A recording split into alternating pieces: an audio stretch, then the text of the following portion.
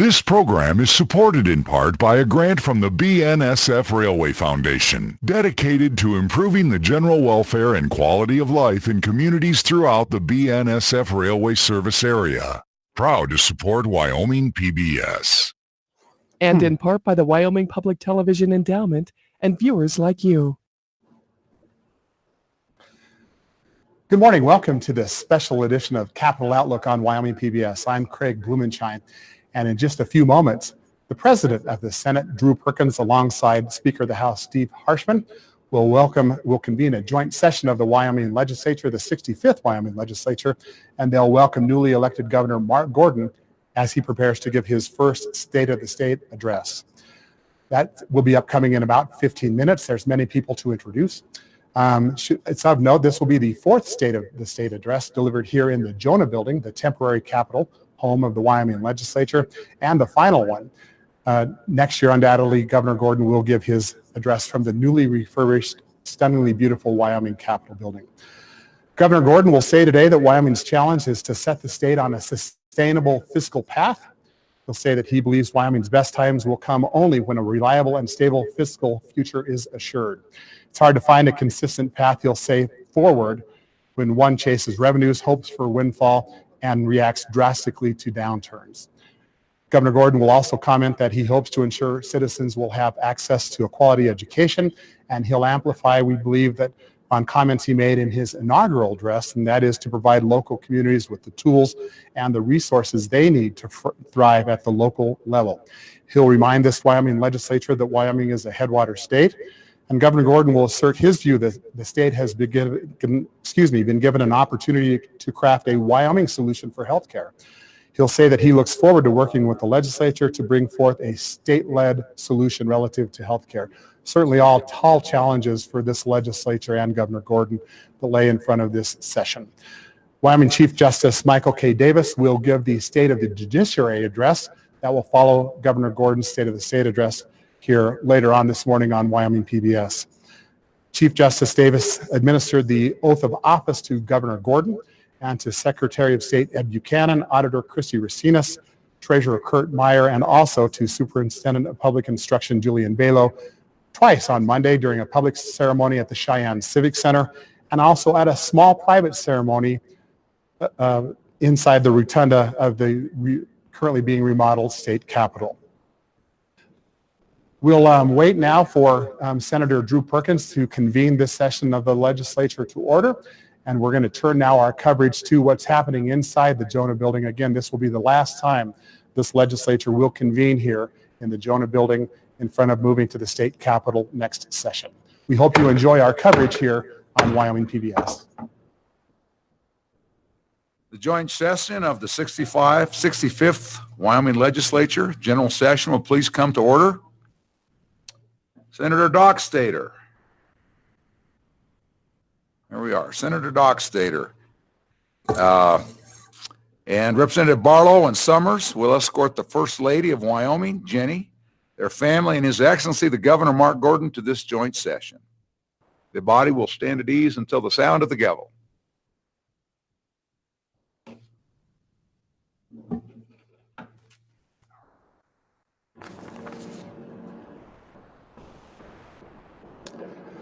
Governor Gordon will echo in many ways comments that were given yesterday by the President of the Senate, Drew Perkins, and also by the Speaker of the House, Steve Harshman.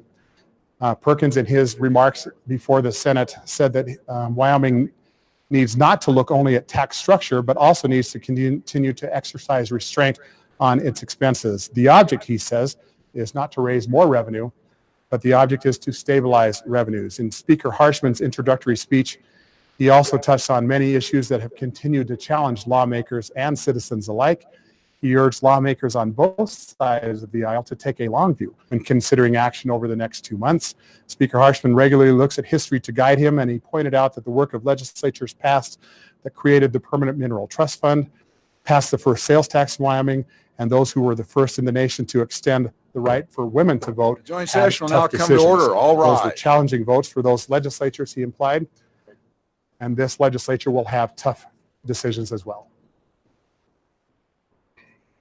Mr. President, Mr. Speaker, it is my pleasure to announce the following guests.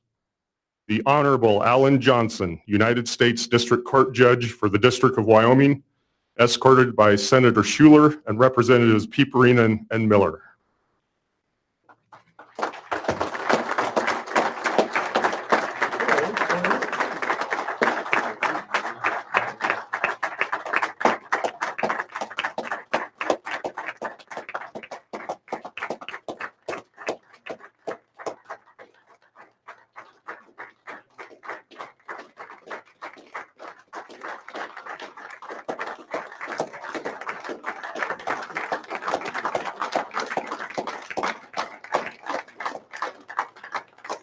The Honorable Nancy Friedenthal, United States District Court Judge for the District of Wyoming, escorted by Senator Anselmi Dalton and Representatives Hallinan and McGuire.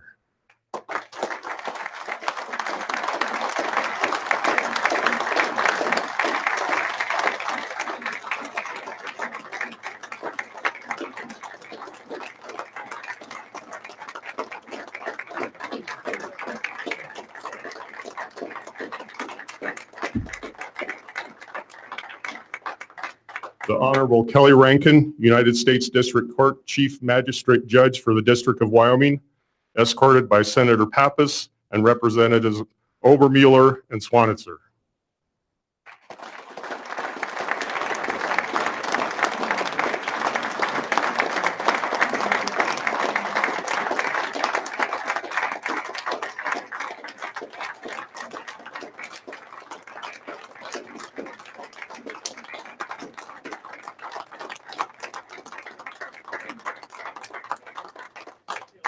The Honorable Carrie Jo Gray, Justice of the Wyoming Supreme Court, escorted by Senator Wasserberger and Representatives Paxton and Duncan.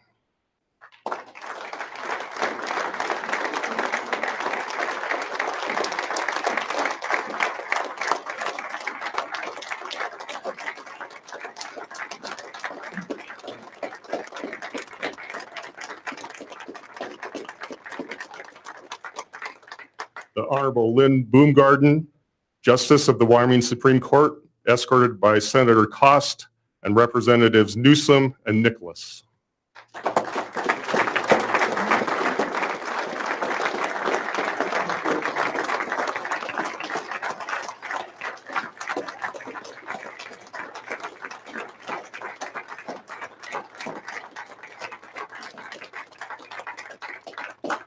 The Honorable Keith Couts, Justice of the Wyoming Supreme Court, escorted by Senator Steinmetz and Representatives Salazar and Simpson.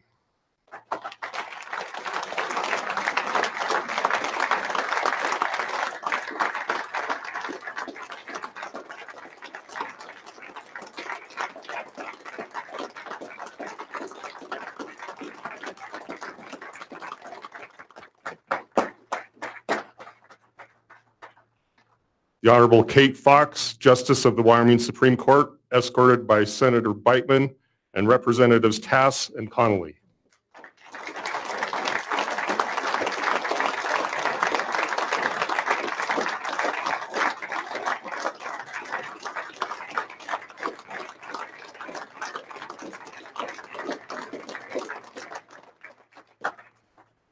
The Honorable Jillian Balo, State Superintendent of Public Instruction, escorted by Senator Coe and Representatives Roscoe and Freeman.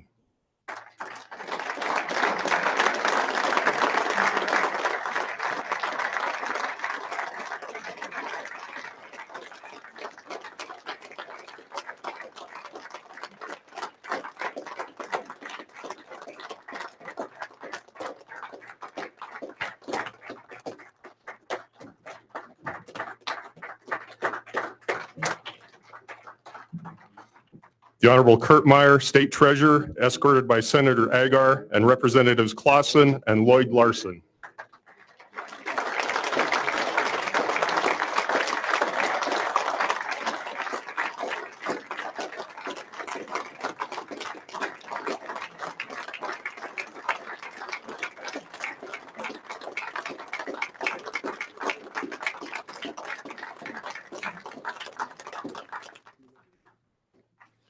The The Honorable Christy Racinas, State Auditor, escorted by Senator Bebout and Representatives Hunt and Burlingame.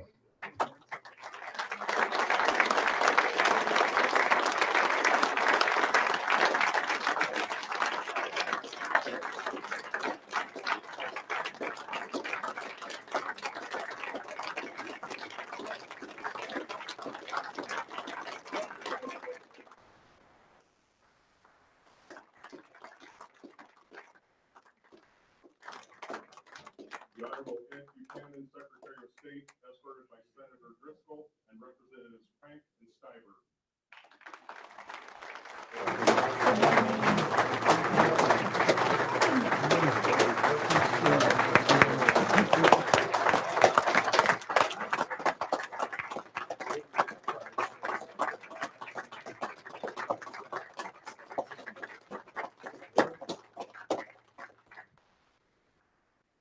The Honorable Michael K. Davis, Chief Justice of the Supreme Court of Wyoming, escorted by Senator Nethercott and Representatives Greer and Western.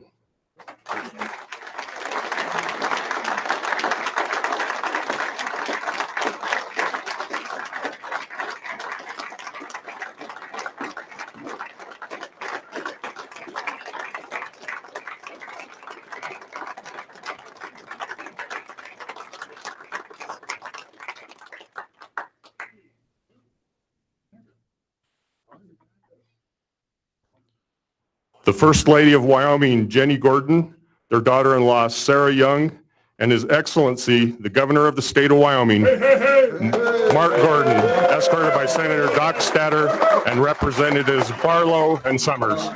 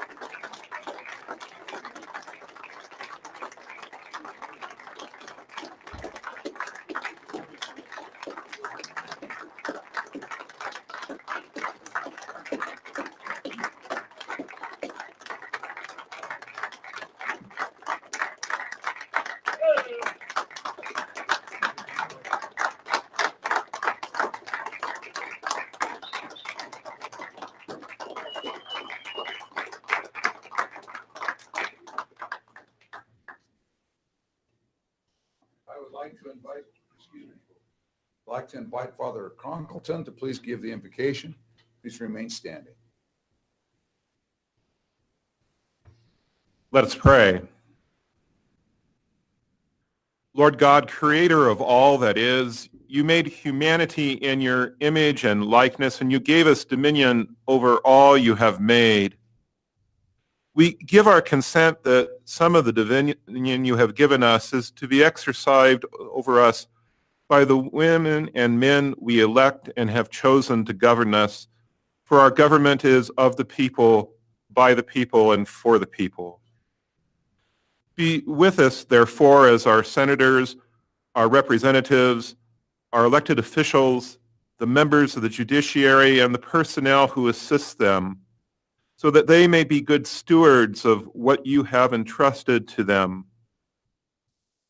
The 65th Wyoming Legislature in its general session faces many opportunities and challenges this year as they address the economic, educational, healthcare, and other needs of our great state. Give therefore these men and women wisdom, prudence, insight, creativity, and even a little humor, particularly when they face hard or difficult decisions during this session. Help them to work together for the common good of the people of this great state of Wyoming, and let them have a special concern for the poor, the marginalized, and the most disadvantaged in our land. as we listen now to Governor Gordon share with us the state of the state and the Chief Justice Davis share with us the state of the judiciary, let us thoughtfully consider the challenges and opportunities before us, so that with your divine grace and assistance, we may together fulfill the responsibility to govern well. We ask this in all things in your holy name. Amen. Amen. All right. You may be seated.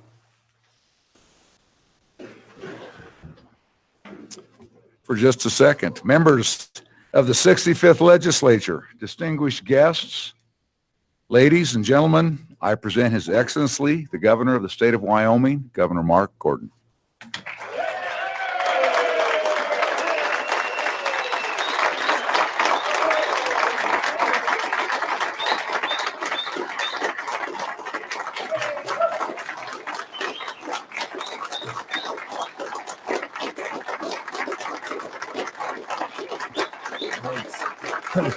Thank you. Thank you. Oh, that's important. Thank you. Thank you.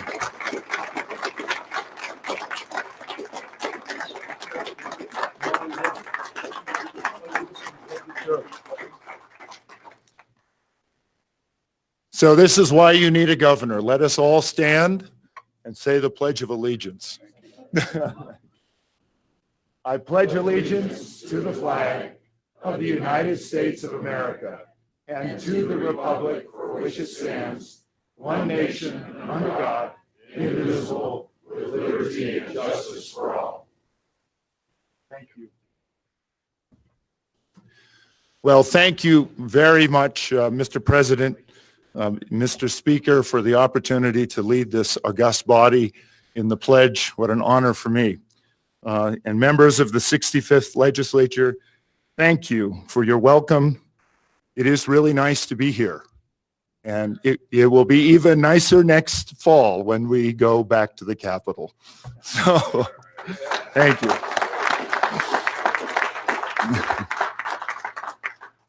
Would you please join me in recognizing Secretary of State Ed Buchanan, Auditor Christy Racinas, Treasurer Kurt Meyer, and Superintendent Jillian Balo.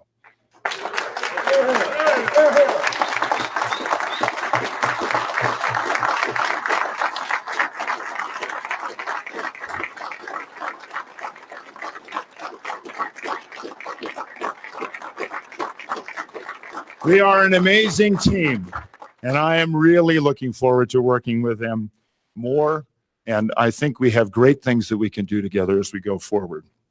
Mr. Chief Justice, I note, Mr. Chief Justice, I note you're over there, but I also note that this is the first time in our state's history when we'll hear from a state of the judiciary from a majority female bench.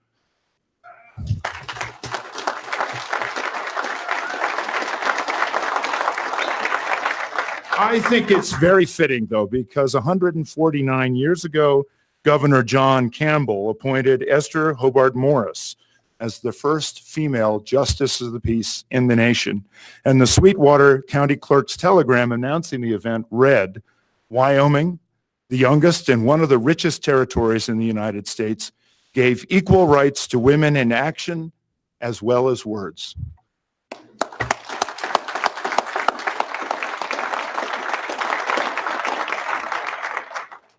Justices, to each of you, thank you for your impartiality, dedication to the Constitution and the law, and for your thoughtfulness in deliberation.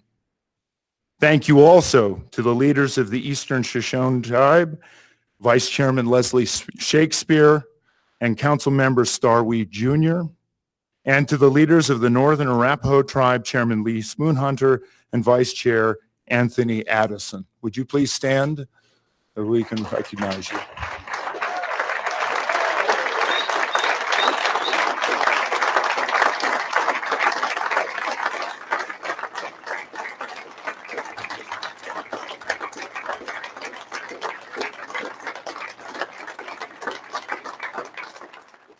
It is good to see you all here.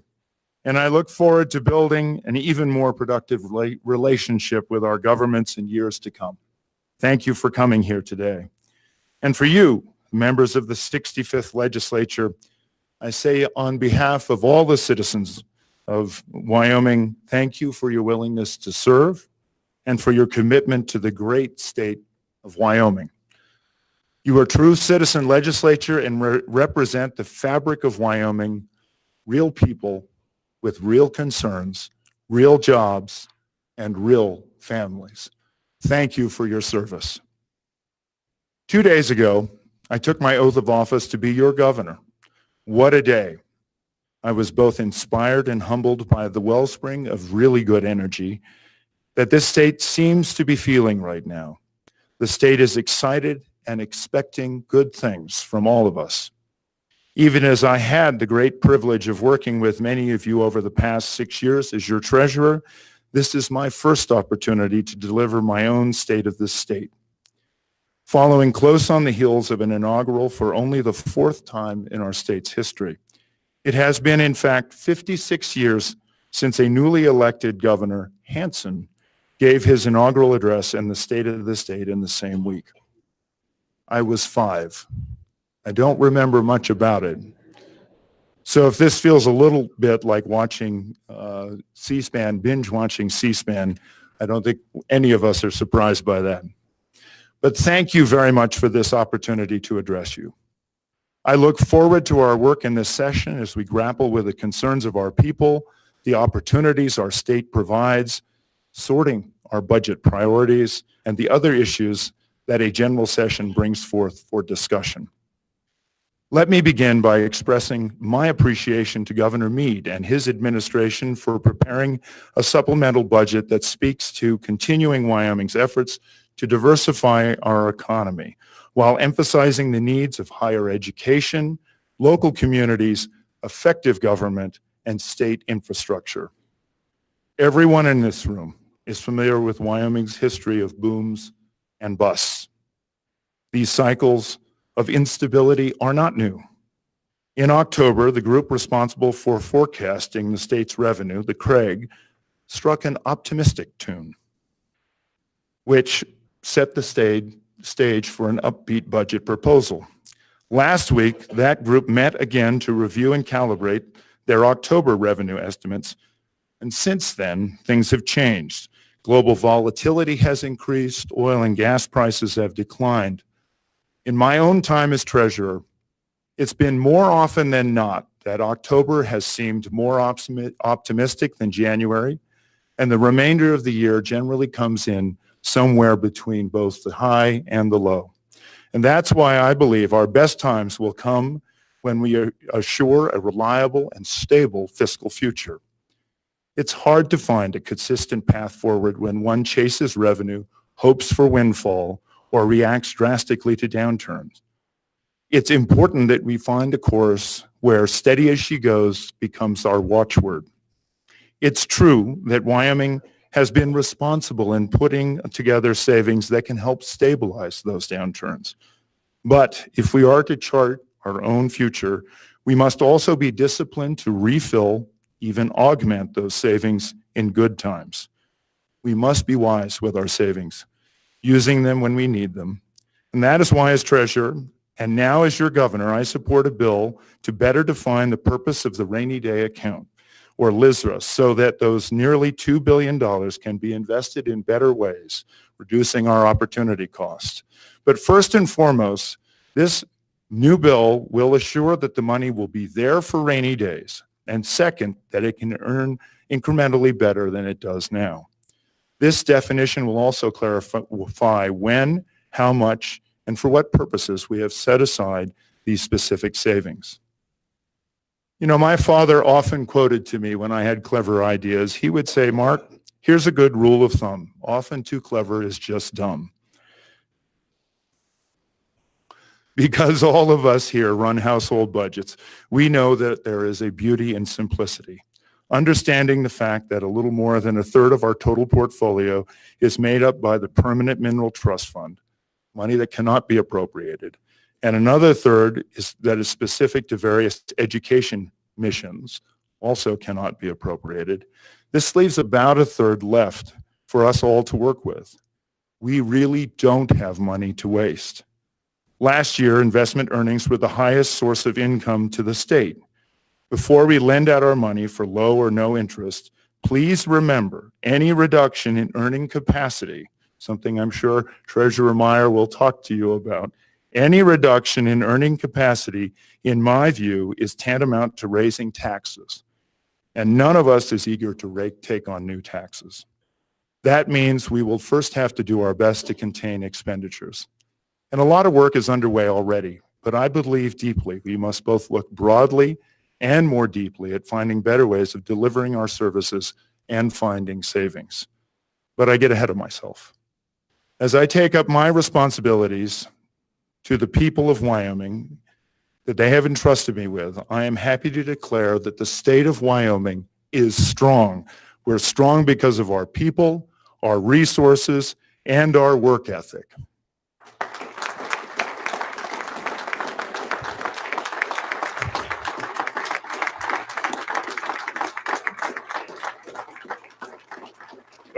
Thank you.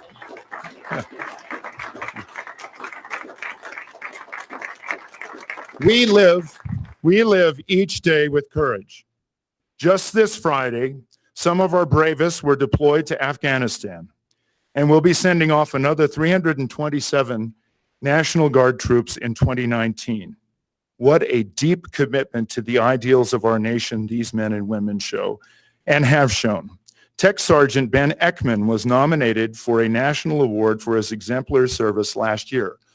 Sergeant Ekman served 8 months in Iraq, and his skillful work under challenging and dangerous conditions at the Air Force Base kept aircraft and people safe. We all know that his wife, Sunny, as the spouse of a deployed airman, made an incredible sacrifice as well.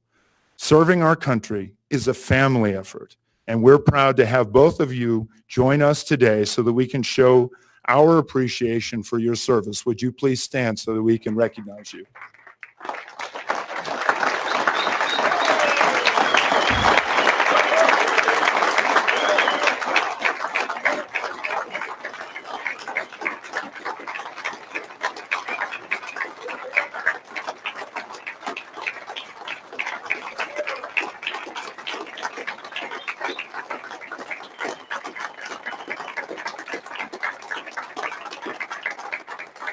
Thank you, Sergeant Ekman and Sonny.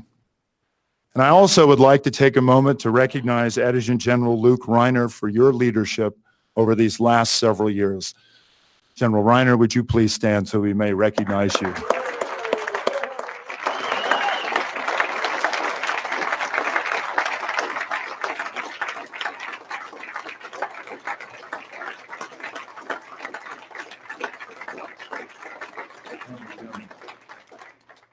I join with the legislature in our support of the military and our veterans.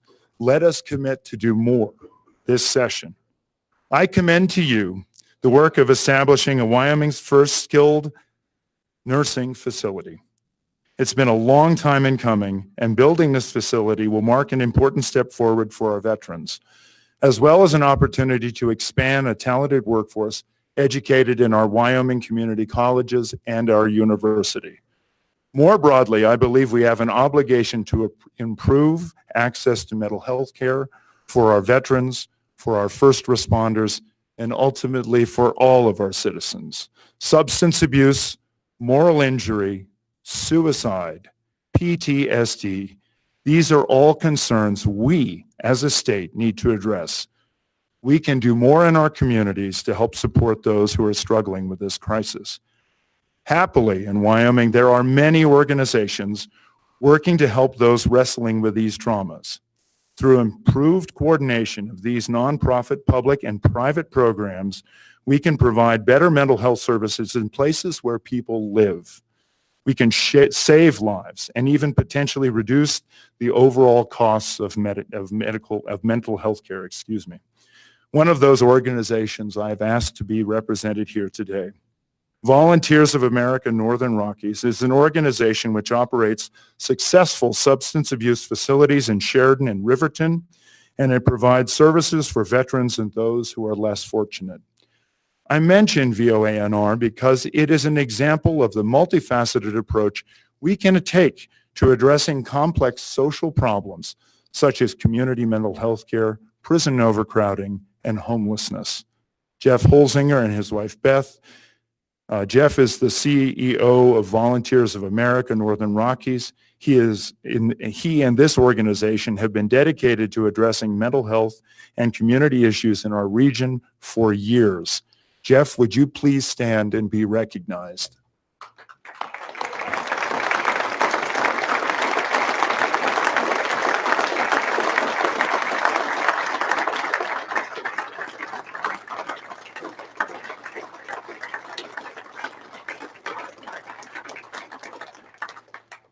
Health services, family services, workforce services, insurance, and corrections make up some of the most significant expenditures in our state. This body has wrestled with how best to meet those needs and the needs of our people in a cost-conscious and compassionate way. My administration will seek to better integrate our approaches across agencies, not through bigger bureaucracies, but by finding synergies and providing better services to our citizens and streamlining our delivery.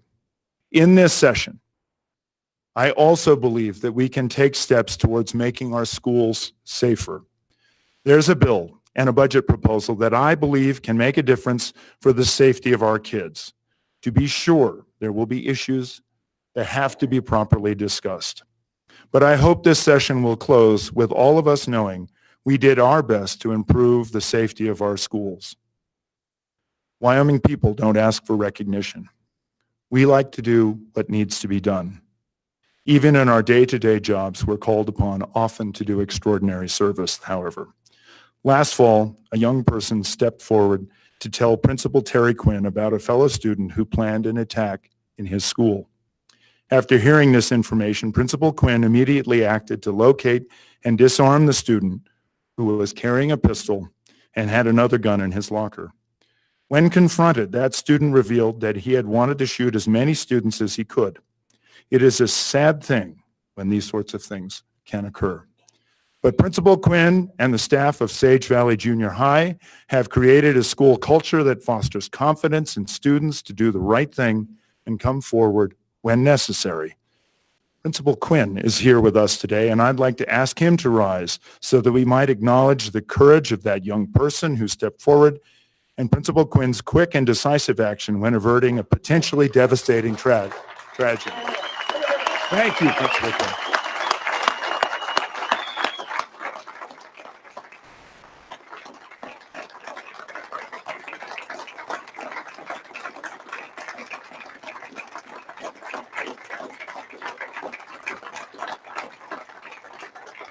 Thank you. Thank you, Principal Quinn, for that. I'd like to join Superintendent Balo in launching a multi-year initiative to continue to improve student safety and health. We can find sensible and appropriate solutions that will enhance the physical, mental, and emotional well-being of our students, as well as make school buildings safer. But that's not all we need to do for our schools. Over the next several years, we must work towards a more stable and predictable way to fund education. From our rural schools in places like Bill to our larger schools in Cheyenne, Casper, or Rock Springs. Let me introduce you to the kind of leadership that a good teacher can provide. My friend and neighbor, Andrew Bergelli, who is not here with us today, but grew up just down the creek. He went through school with my daughter's class in Buffalo. He worked nights, bussing tables. He stacked hay by day, and he worked on the weekends delivering flowers. I saw this work ethic firsthand, watching him on his family ranch, and fortunately, he started teaching here just a few years ago, right over here at Cheyenne East. Last year, through inspired teaching and mentoring, Andrew took a record number of kids from Thunder Basin High School to Washington, D.C. to compete in the prestigious Future Business Leaders of America National Finals. That's the kind of leadership we grow in Wyoming. It is because of teachers like Andrew that I have faith in our education system and why I urge this body to recognize this commitment and support the Joint Education and Appropriations Committee's recommendations of an external cost adjustment for our schools.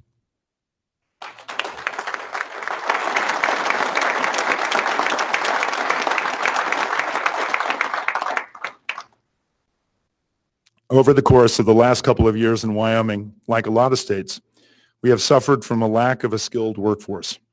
Education is changing. Our economy is changing.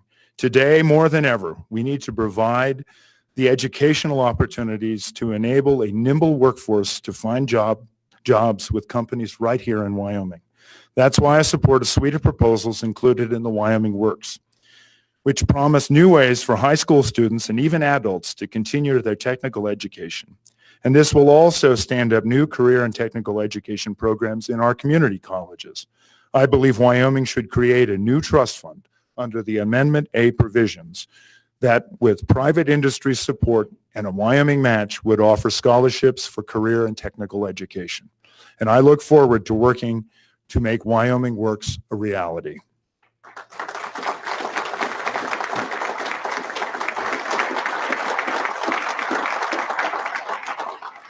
This supplemental budget is justified to place a priority on higher education. To that end, I applaud those who are proposing bills that would help Wyoming students move more seamlessly from high school to college and from community colleges to the University of Wyoming. We are moving in the right direction. The University of Wyoming is our flagship, and I am glad to support further funding for scholarships to retain our best and brightest students, to advance the effort to provide top-tier science programs, and to advance other strategic initiatives. I also believe that we should support UW's effort to retain staff and faculty. UW is responding to the times and proving to be innovative in its own right. I applaud President Nichols for launching the Outdoor Recreation and Tourism Management degree program that aligns UW with the second largest industry in the state and gives graduates an opportunity for worthwhile and fulfilling work right here in Wyoming. I'll also note that UW did this by raising private money, not asking for new state dollars. Thank you, President Nichols.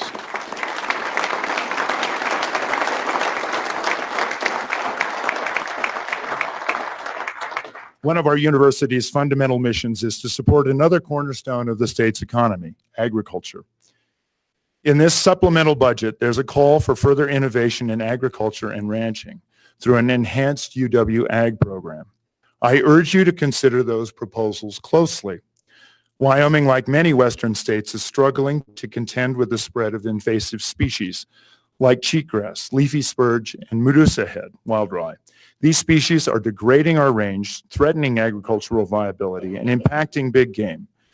And we are also raising fire risk across the West with the spread of these invasives. In our quest to be a top-tier agricultural school, certainly one mission we should consider expanding is our research into better ways to expunge and control the spread of invasives. In support of that effort, I plan to work with UW's College of Agriculture and Natural Resources, our community college, and the state's weed and pest districts to put together a program that will combine research with management, aiming to make sure Wyoming is a leader nationally on combating invasive species.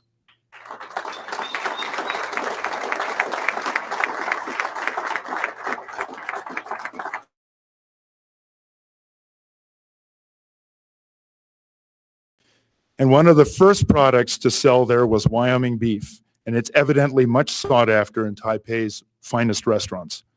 But I'm also thrilled that after a hiatus, Wyoming lamb is again going to Japan. We need to expand these efforts across Asia, find new markets, and grow our ag sector.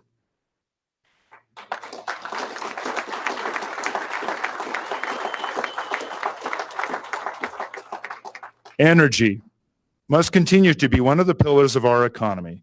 And to that end, I'll continue the support of UW School of Energy Resources efforts across the spectrum of industries that have helped to build our state. SER has become a recognized global leader in areas that will continue to underpin our economy. The world demands what Wyoming has to offer, especially when it comes to our mineral and energy sectors. In 2018, Wyoming hit a record for permit applications to drill for oil and gas. Wyoming also continues to be a global leader in trona, uranium, and bentonite production. We must continue to advocate for these industries, including fighting for a level playing field internationally.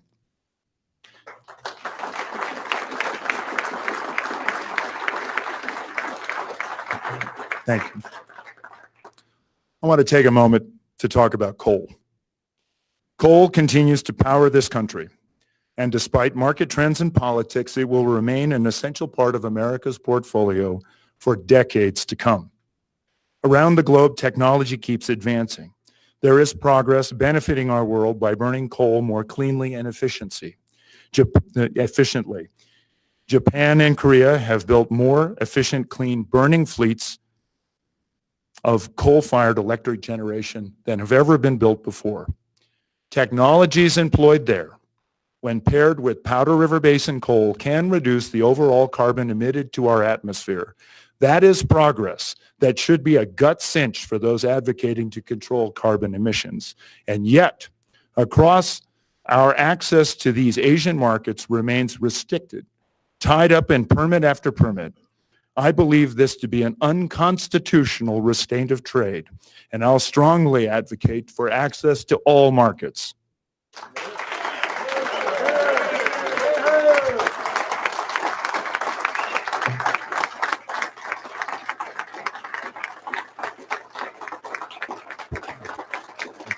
Thanks.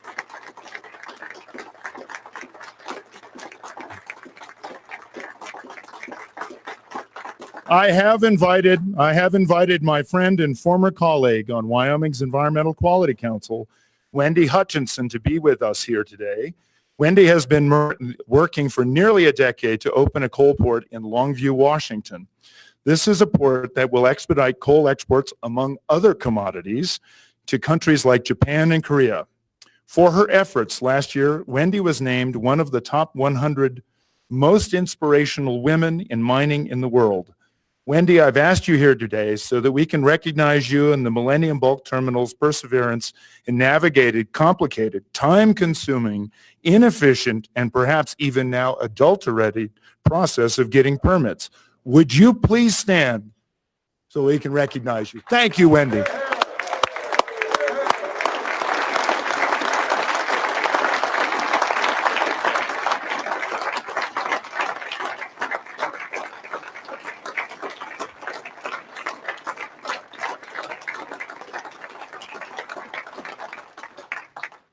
And there are other promising new uses of coal we should pursue that can provide advanced building materials and other innovative products. Some of these are being developed at UWs, and others are being developed in the private sector. Wyoming is the nation's leader in advancing carbon sequestration and has launched the Integrated Test Center, which is working on turning a byproduct like carbon dioxide into a valuable and marketable product. Here in Wyoming, we'll continue to seek innovative solutions to support coal, address climate change, and grow our economy. Thank you. We in Wyoming are anxious to lead the way to a brighter future, not by following political fashion, but by rolling up our sleeves, doubling down on research and innovation, and solving our world's energy problems. We can support this effort through the creation of an enhanced energy office. Our governmental resources related to energy are spread across multiple agencies. This office can help speed up permitting for oil and gas, drilling, better site renewable energy projects, all in service of improving the ability to wisely develop our full portfolio of resources in a transparent way while safeguarding our wildlife, our open spaces, and our livelihoods. And it, thank you.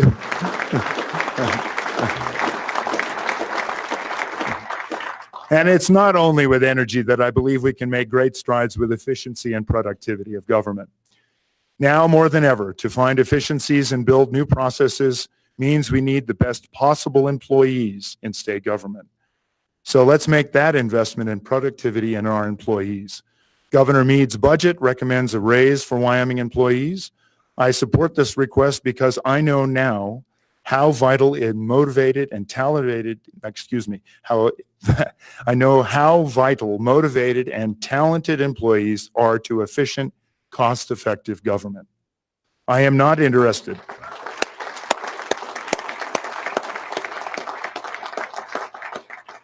I am not interested in growing the cost of government. I am interested in making it better. Working together with this legislature, my administration will drive towards more efficient government. Over the last several days, Wyoming has been talking a lot about opportunity and transformation. I mentioned in my inaugural speech that this is a watershed time in Wyoming's history. This is our time to reshape government with initiatives like the efficiency study and the transparency work that Auditor Racinas and I are spearheading.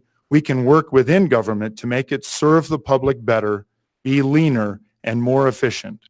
And because I believe that when people are empowered to find better approaches to doing business, better approaches will be found and more enthusiastically adopted.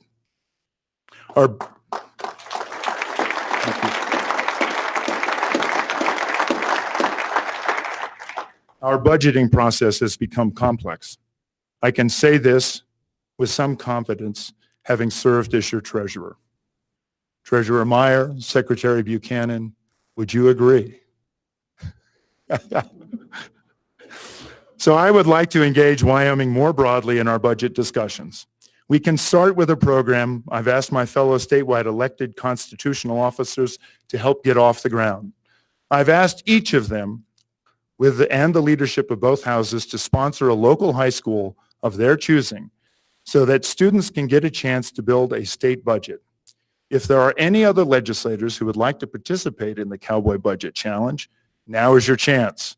The rules are pretty simple.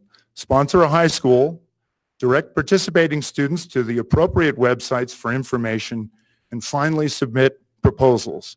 In the coming weeks, the governor's website will be publishing details of this challenge. This effort, I believe, will better connect government to its people, spur conversation, and better inform our citizens about our budget.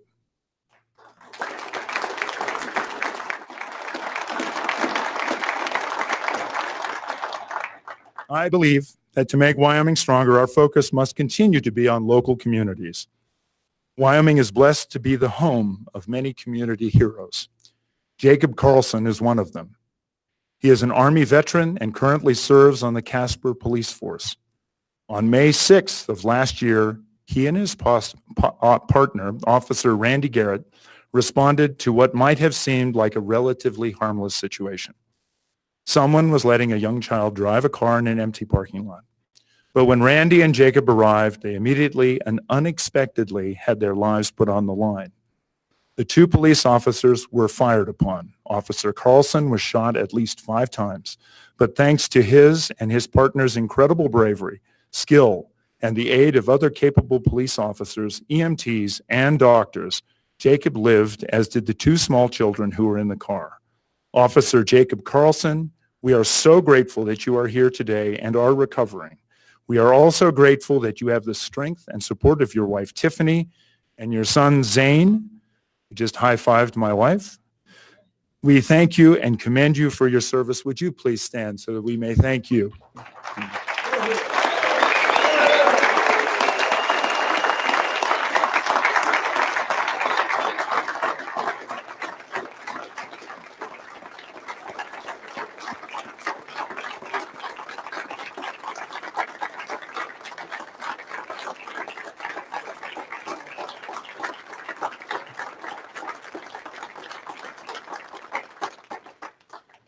We need to support our local police departments, sheriff's offices, fire halls, and local communities. I believe the best decisions are made closest to where the impact of those decisions are felt. It's also at the local level where individuals and entrepreneurs can spur new businesses that align with the community's values and assets. I applaud Governor Meade's dedication to providing funding to local governments these past 8 years, and I'll continue that work. But beyond dollars, I want to move forward with improving the tools required for cities, towns, and counties to prosper. That means finding ways to enhance the services of the State Loan and Investment Board. I also support the recommendation in the supplemental budget to augment the Federal Natural Resources Protection Account, the FNRPA account, which provides a great buffer against federal overreach.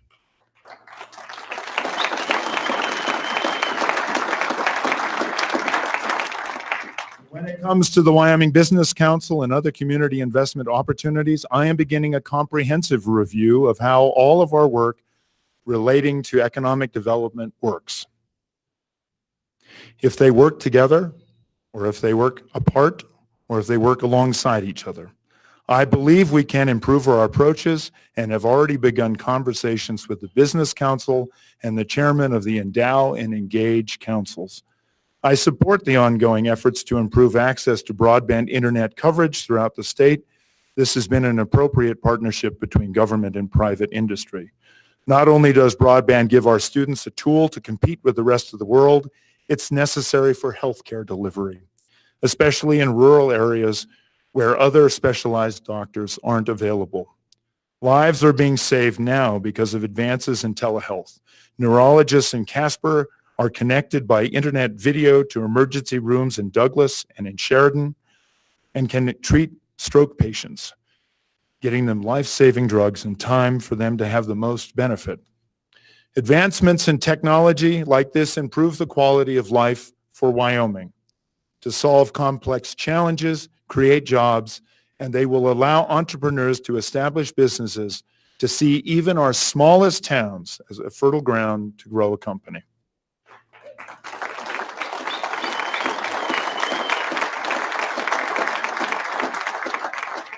As governor, I will support our hometowns as they chart their own courses for the future. Likewise, I also will stand up for Wyoming charter her own course, and this is certainly the case with healthcare. And so I look forward to working with you because we've been given the opportunity to craft a Wyoming solution. I think this legislature has the opportunity to make some real changes in how Wyoming is provided healthcare.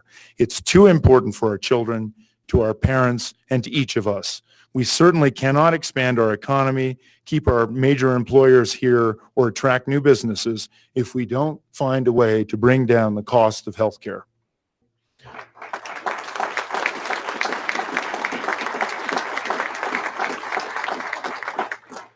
Wyoming is a headwater state. We are home to some of the cleanest water and cleanest air in the nation. Our heritage of wildlife, unparalleled vistas, and open space make us the envy of the world. These are important and special assets for Wyoming that inspire tourism and just plain make Wyoming a better place to live.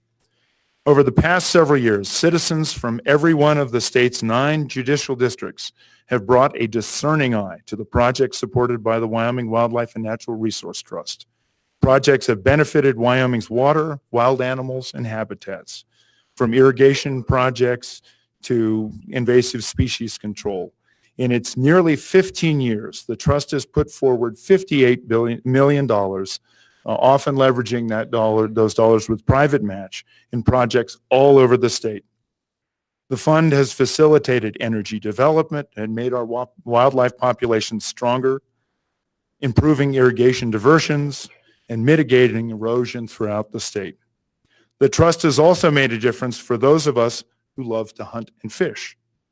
Our wildlife populations are doing extremely well and contributing more than $1 billion each year to our economy. I could testify to this myself as someone who enjoys hunting, but my experience doesn't measure up to that of Ashley Lundvall. Ashley is from Cody. My wife Jenny and I got to know her through the Wyoming Women's Foundation antelope hunt. And I have to say, Jenny, that the guys who work on our ranch are envious of Ashley, and you'll know why in a second.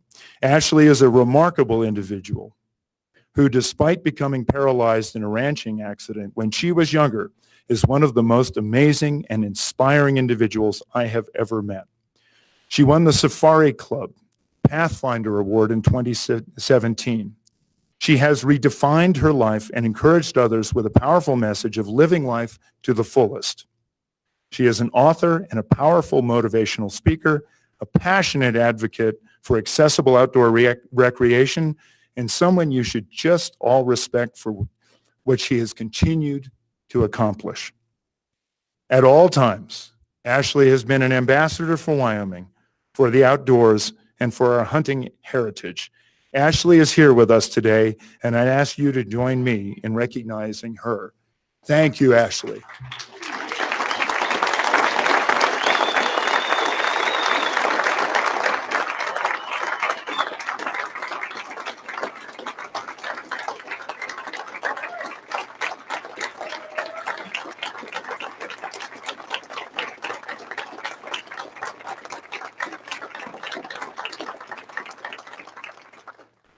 To further invest in our hunting, in our big game, in all wildlife and their habits, I'd like to add something to the Wildlife Natural Resource Trust this session, with the aim of moving towards having the trust become self-sufficient, as it was always intended to be.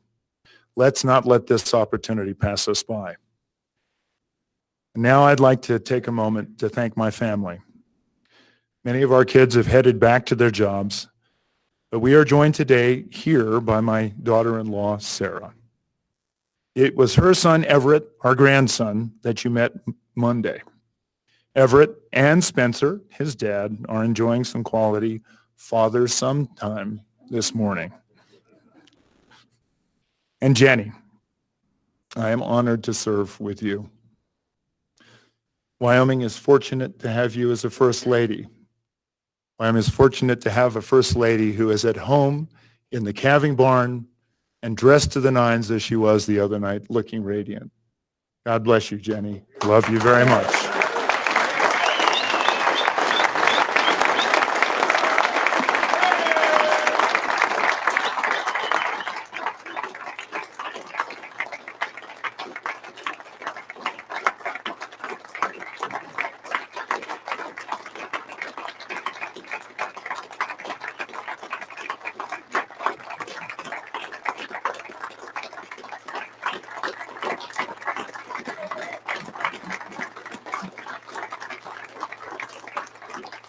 It's not often that a husband, normally it's the husband's role to embarrass their wife. It's not often that a husband has an opportunity to embarrass his wife. But for those of you legislators who do not know Jenny, we look forward to hosting you at the residence and getting to know you. We're humbled to have the responsibility of being the first family for this incredible state for the next 4 years. I have to say, the enthusiasm we have felt over the past couple of days should give us all optimism for the future. We are a resourceful people in an amazing state at an important time in our history. Let's make the most of this. I thank each of you legislators for your friendship and for engaging in this conversation. And I look forward to hearing your ideas and learning your priorities. For those of you watching at home, my hat is off to you. Thank you for being engaged in your government. We can all applaud the legislature, this legislature, for advancing transparency and making it easier to participate in the legislative process. And finally, I cannot do justice to the gratitude and humility I feel to be standing here as your governor and the governor of the greatest state in the nation. Thank you. God bless. God bless Wyoming, and God bless the United States of America. Thank you.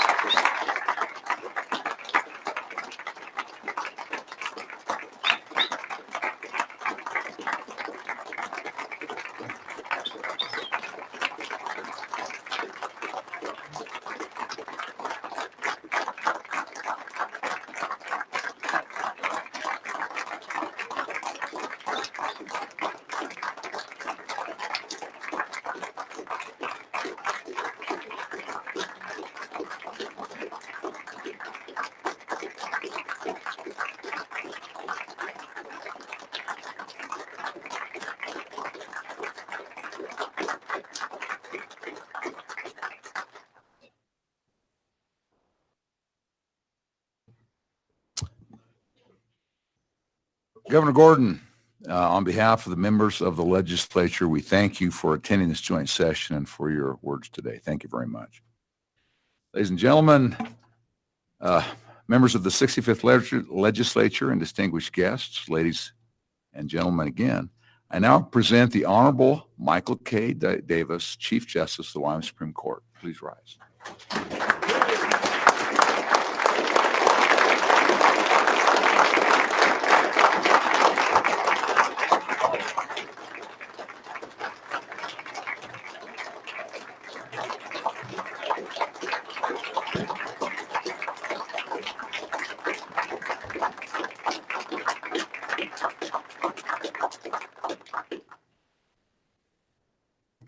Thank you, Mr. President, Mr. Speaker, Governor and Mrs. Gordon, Sarah, members of the 65th Wyoming Legislature, elected officials, members of the judiciary, guests, and citizens of the state of Wyoming. It is an honor to speak to you on behalf of the dedicated men and women who serve in the judicial branch of our state's government. Thank you, President Perkins and Speaker Harshman, for the opportunity to do so. I am pleased to report that the state of the Wyoming judiciary is strong. I apologize in advance that the state of my voice is not so strong today. Former Chief Justice Burke had a suggestion which I think indicates conclusively that retired Supreme Court justices have too much time on their hands. He suggested that I hire someone with a great voice, like a radio announcer, to record this message, and that I then come up here and lip sync it. Judging from how much trouble some rock bands got in for that, I decided to make a stab at it. But thank you for your understanding. It has been a year of transitions and changes for the judiciary. Justice William Hill retired from our court earlier this year, and Justice Lynn Boomgarden has taken his seat on the court. Justice Jim Burke retired in October of this year, and his seat has been filled by Justice Carrie Jo Gray. Justices Boomgarden and Gray have been hard at work producing excellent opinions, and the rest of the court, although we miss our retired colleagues, is enjoying working with them in our common goal of rendering justice for the citizens of Wyoming.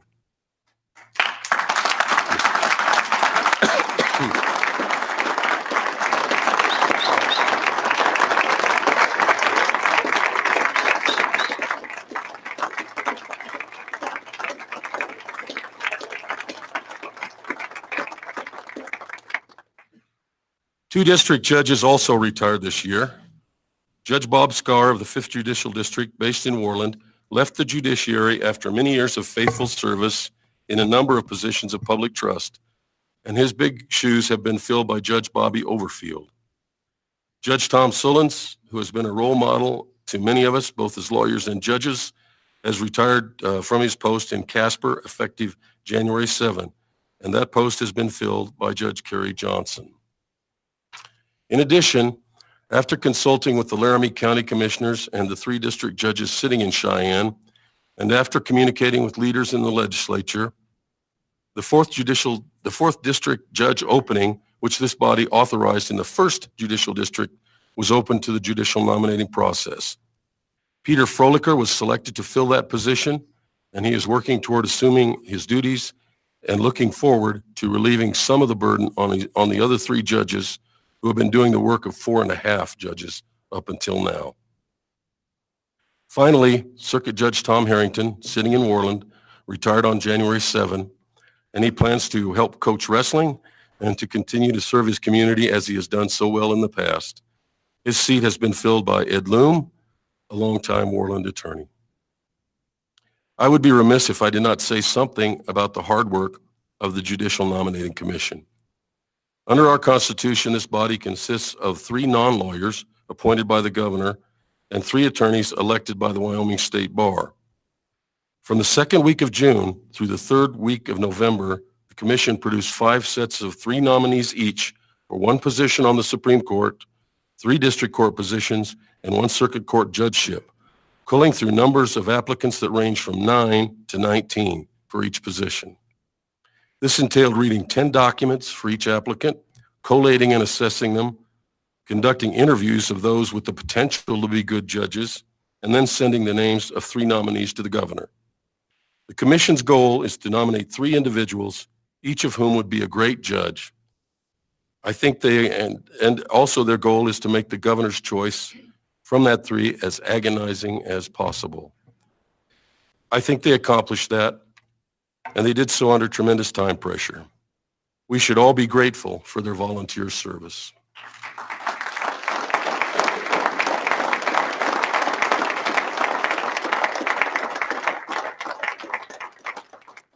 Although the Supreme Court seems like a quiet place, there's really a lot going on that affects not only our branch, but also the state in general.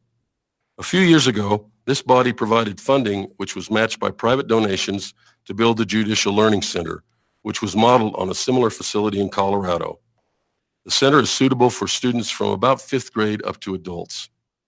The number of visitors continues to grow. The center had nearly 1,300 visitors of all ages in 2018. We expect that number to increase when the capital renovation is complete and visitors come to see that wonderful renovated facility near our courthouse. The Learning Center is also available online for those who cannot make it to Cheyenne to see it. Why so much emphasis on children, you may ask? As Chief Justice John Roberts of the United States Supreme Court recently observed, if children do not understand the Constitution, they cannot understand how our government functions or what their rights and responsibilities are as citizens of the United States. And that is the goal of the Judicial Learning Center.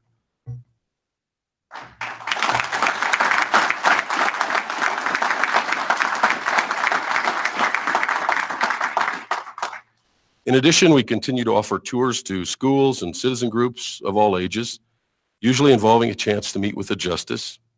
We also continue to hold Supreme Court arguments in other cities, and we continue to support You Be the Judge programs. The latter are presented by local judges and the Supreme Court, who ask citizens to sit as judges on mock cases and to decide them as if they were real judges and as if they were real cases.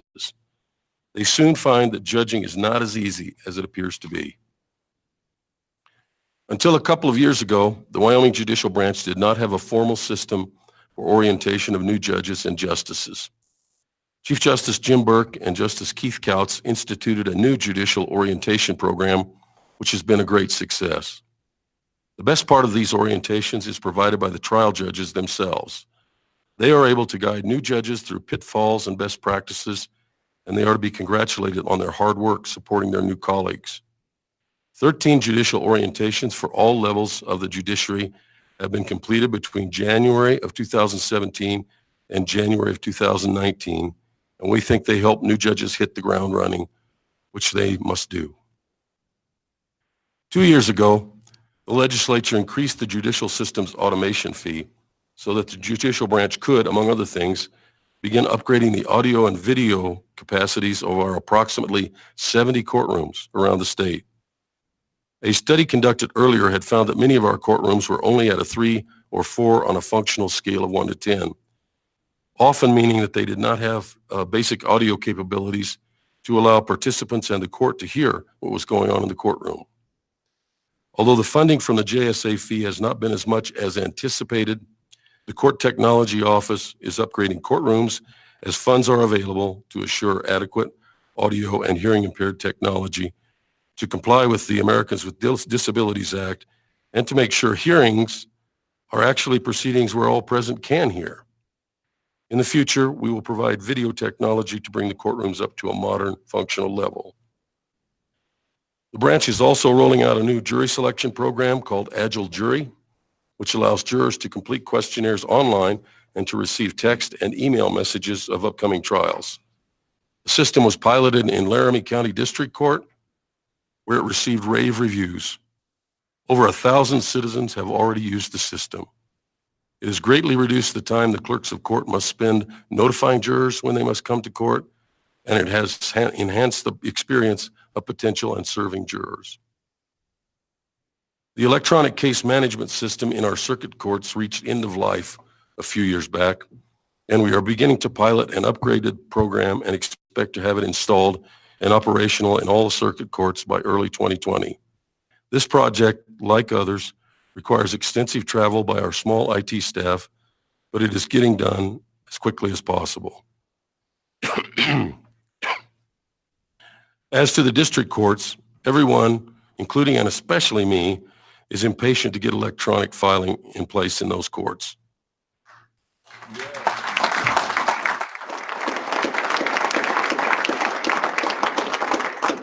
Beginning in about 2010, the judicial branch began to work on a statewide electronic case management system for the district courts. Before that, each county had its own electronic system, if it had any at all, and it was impossible to conveniently collect statewide data from it. A statewide system was put in place, and so now all district courts are on the same system, meaning that data can be collected and judges can work electronically, both in their home courts and on cases assigned from out of district. Unfortunately, the system was not completely satisfactory to either the clerks of district court or to our staff, and we pivoted to an upgrade of the full court program, which had been used in 15 of the 23 district courts and which is used in the circuit courts and is being upgraded. These systems are complex and they require extensive and time-consuming customization to fit the Wyoming legal system. The clerks of district court and our IT staff have been working to get the system ready for use, and we hope to begin testing it in pilot courts later this year. Until the new system is in place, however, it is not possible, or at least not desirable, to the clerks of court and our staff to initiate e-filing. We anticipate that an e-filing system will be tested in district pilot courts by early 2023. We would all like to have this happen much sooner, and we continue to look for ways to speed things up, both on our end and with the contractor. But we are making progress as quickly as the capabilities of the district court clerks, our contractors, and our small staff allow. I hesitate to descend into more detail on IT issues for fear of losing you all, but I did want to mention that we have been involved in securing our court data statewide. Courts around the country have been subject to hacking and denial of service attacks, and there is good reason to believe that someday there will be successful data ransom demands in courts around the country, including ours, as well as other data breaches. We have been told that there really doesn't have to be a rational purpose behind those attacks. If a system can be brought down, there will be someone who will do it just because he or she can.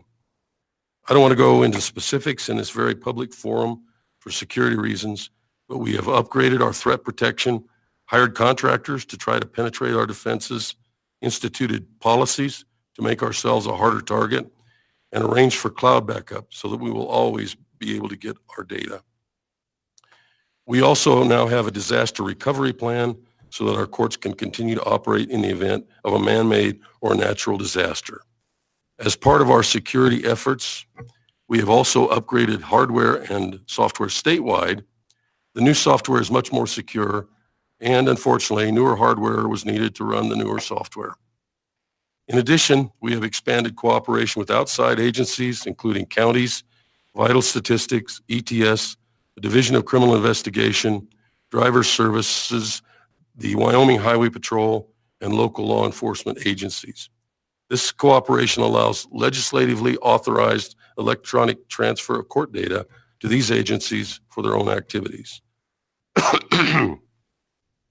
In terms of Supreme Court personnel, we have lost our Chief Financial Officer, Christy Racinas, who succumbed to the siren song of elected office.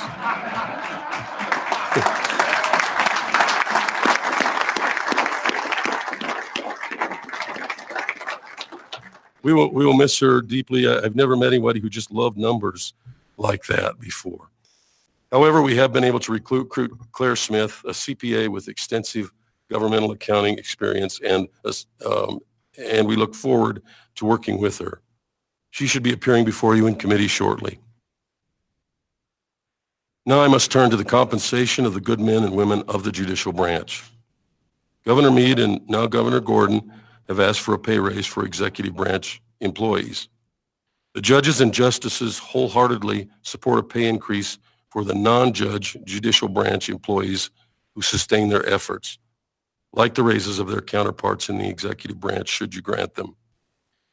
It will be approximately 4 years since they received a raise, and those employees are certainly due one. We are proud of those who keep the judicial branch running, from those based in Cheyenne at the Supreme Court building to those in the district and circuit courts around the state. They are the best. They deal with people in very stressful situations many times every day, and they deserve compensation that keeps up with inflationary and market pressures. Now I turn to a different topic and speak for a pay increase for the judges and justices of our branch. In 2012, the legislature approved a pay raise for all judges and justices in the Wyoming judicial branch. Although the circuit judges who received a lesser increase than had been sought in 2012 received a small increase in 2017, the judges and district judges have not received any pay increase since 2012. I want to make it clear that attorneys who become judges do not expect to earn what they could make by working in private practice. Our judges have chosen public service, but they also have families and obligations, and they can only afford to reduce their earnings so much and live up to those obligations. It is, of course, a great honor to be trusted as a judge, and we all feel not only the tremendous obligation of the office, but also great pride to hold the public trust.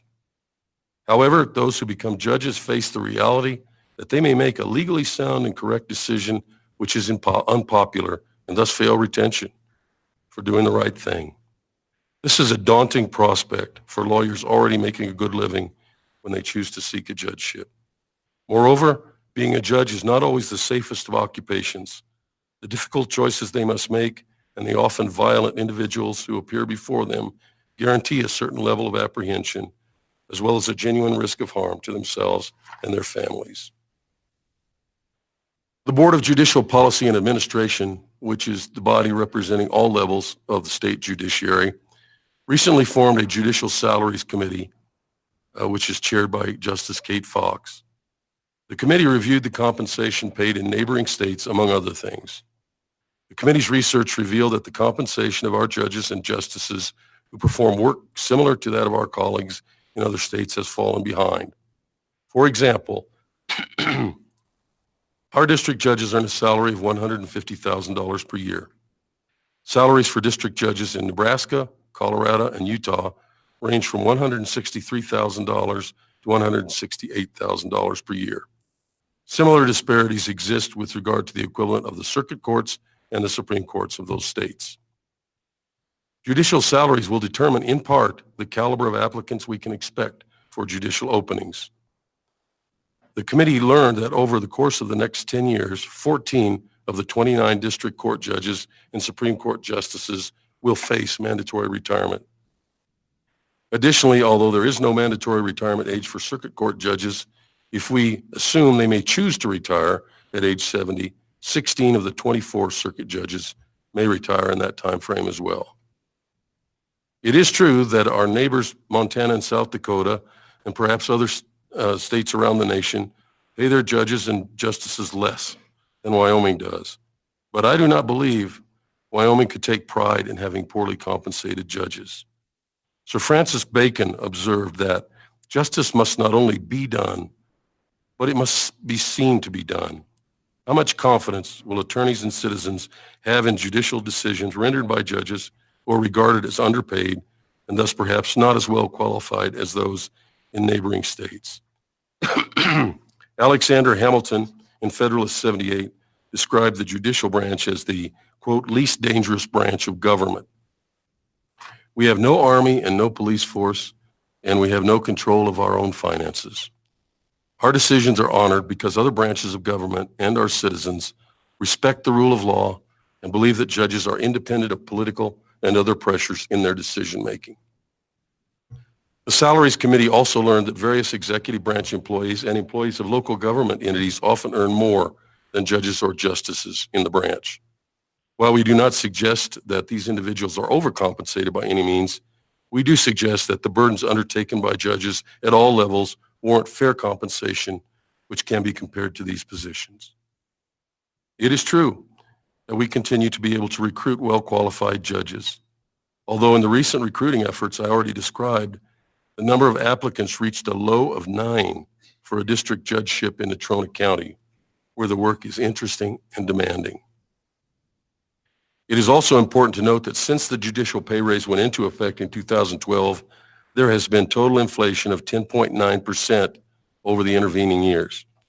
This is based on Wyoming inflation figures from the Economic Analysis Division of the Department of Administration and Information.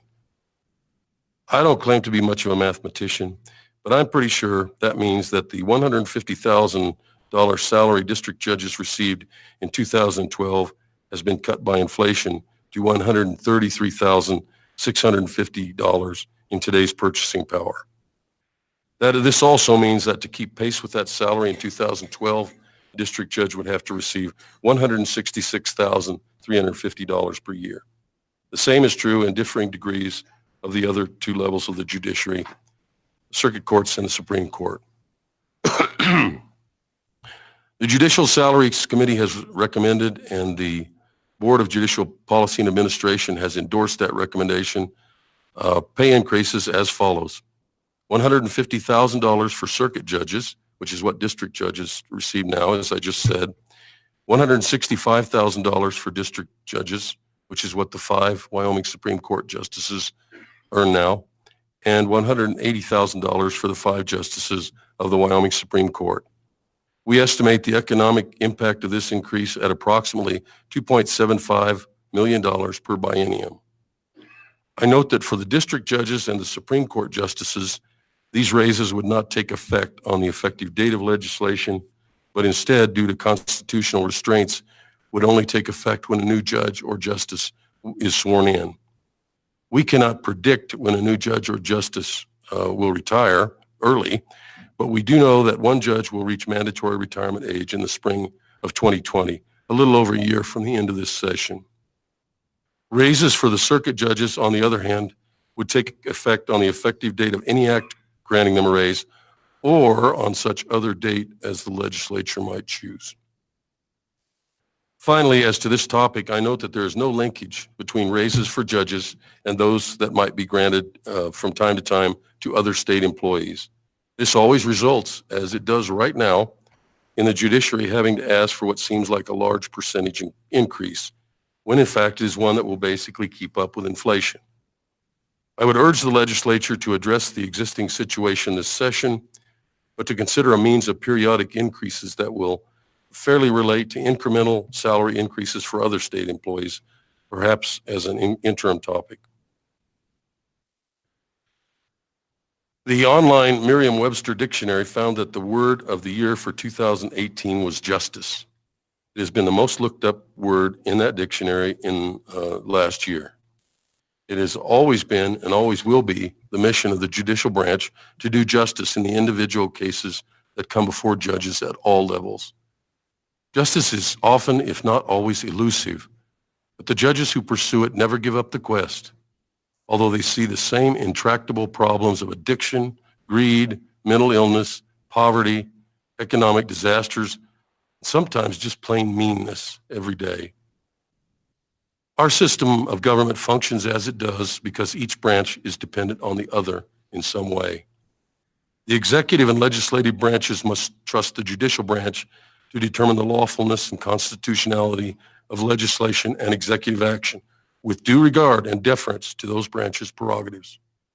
The judicial branch must trust the legislative branch to provide funding to continue that elusive quest for justice at the ground level, face to face with litigants, in courtrooms around this state, in cases involving men, women, families, business organizations, and governmental entities. We ask only that the representatives of the people who fill this chamber continue to give us the means not only to do our work well, but to assure that we have the confidence of the people who appear before us and of the public. Thank you for the opportunity to speak with you this morning and for all you do for the judicial branch and the state of Wyoming. We wish you well in this challenging session. Good luck and Godspeed. Thank you.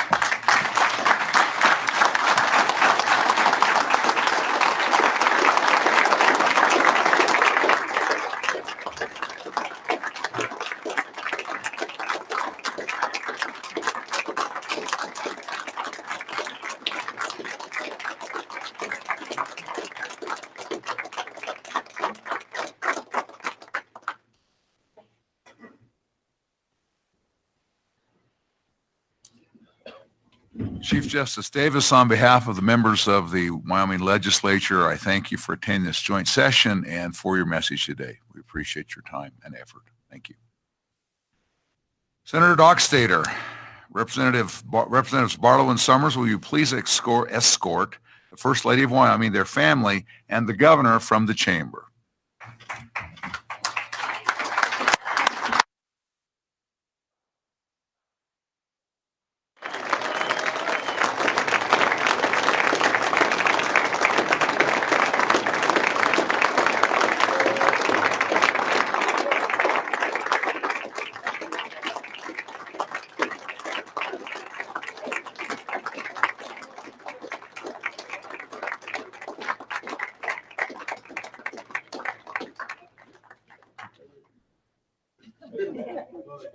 Senator Representatives Greer and Western, will you please escort the Chief Justice from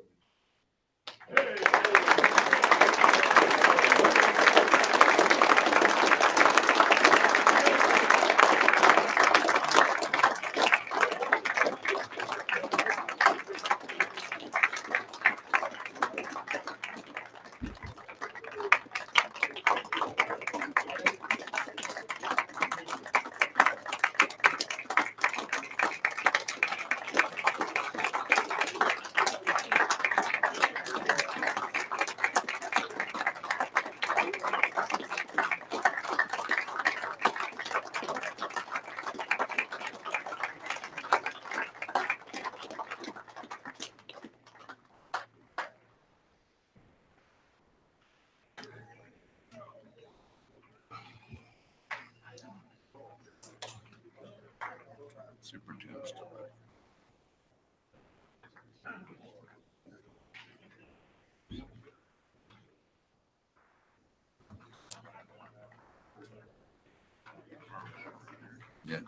Yeah, right there.